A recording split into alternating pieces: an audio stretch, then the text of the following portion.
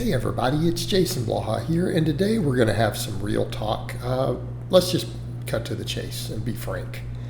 Any dietary approach that tells you that any specific whole food or takes whole food groups of any type and tells you that they're bad is going to interfere with your gains at the gym, period, flat out.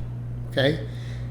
When we look at things like the gym, don't we say the same thing? Whenever you see someone who says, entire categories of training equipment that are proven to work, that, have built successful champions, that we shouldn't do those. Don't do the barbell lifts, right?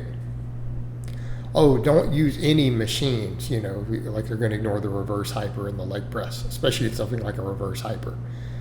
Don't use this, don't use that. All right, you already know they're a fucking idiot, right? Every one of us knows this. We don't question that. Any of us who've been in the game a long time, we know that these are all useful tools. They can all have their place. Barbells, dumbbells, machines, body weight exercises, bands, chains, cables, kettlebells. They all have had their place in building champions. They're all tools. They all have kind of their own niche, but they're all potentially useful tools. If anyone tells you, you shouldn't use, just a whole category, they're a fucking idiot. You already know this, right? Every one of us understand this. It's like, wow, we just look at them and go, what a dumbass. And we laugh at them. When the same thing happens and people take entire healthy foods and blame that food, it's got anti-nutrients, it's got some cholesterol, it's got this, it's got that, it's got all carbohydrates are bad, vegetables are bad, meat is bad, dairy is bad. Why don't we take the same approach? Why doesn't everyone take the same approach? We all know it's nonsense. Because there are people who live to be over 100 and who eat all of those things regularly, every single day, plenty of them. Look at some of the oldest people on earth. Same thing. Go look at the people who win the Olympics. Look at the top champion athletes in every sport around the world. Overwhelming majority of them have eaten all these foods. Every one of these things that I just named, every single last one of them, have been consumed by thousands of world champion elite athletes, okay, successfully. When you look at the most elite athletes, who are the ones who dietary-wise have the lowest chance of becoming the best? People who start cutting out whole categories of food every time. It's understood. All these things are reasonable. In fact, I would say that the only thing that the layman needs to be looking at cutting out is just junk food, highly refined junk foods. And yes, keto people, that would include butter. Butter is a junk food, right? If we're going to look at what do we define as a junk food, something that is full of this extremely calorically dense, low in micronutrients, okay, that's a perfect example. Butter's a perfect example. It's actually horrifically low in most micronutrients. Relative to its calories, it's highly refined. Okay, that's an example. Okay, that's a junk food. Now, I'm not saying you can't ever eat it. Notice I didn't say that. I just said, but if we're going to look at junk foods, that's squarely in the category. Right up there with Coca-Cola.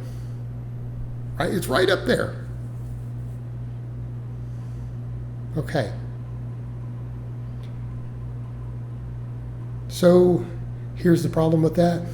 Even junk foods can have their place for the elitist athletes, the highest energy turnover, because they actually have to have the calories. They literally need the empty calories at a certain threshold, don't they? People whose energy output starts exceeding what their gut can absorb calorie-wise in a 24-hour period of time, using whole foods, have to resort to adding highly refined junk foods in, don't they? They have to. So even in that case, those people shouldn't even necessarily avoid those. But that's not the majority of people listening. Most of you out here listening are not doing ultra marathons and powerlifting concurrently, right? Most of you aren't deadlifting 600 pounds and running a marathon in the same week. All right, so that probably doesn't apply to you. Probably not training for the NFL Combine. You're not doing any ultra marathons, All right, fine. Probably just power lifter, recreational lifter, maybe a physique enthusiast. If you're listening, probably so. Okay, so that doesn't apply to you. But you should probably, be careful of junk food. Either find a way to moderate it, or you may need to abstain from it depending upon your personality. I only have cheat days personally because I'll overeat. And I know this about myself. All right.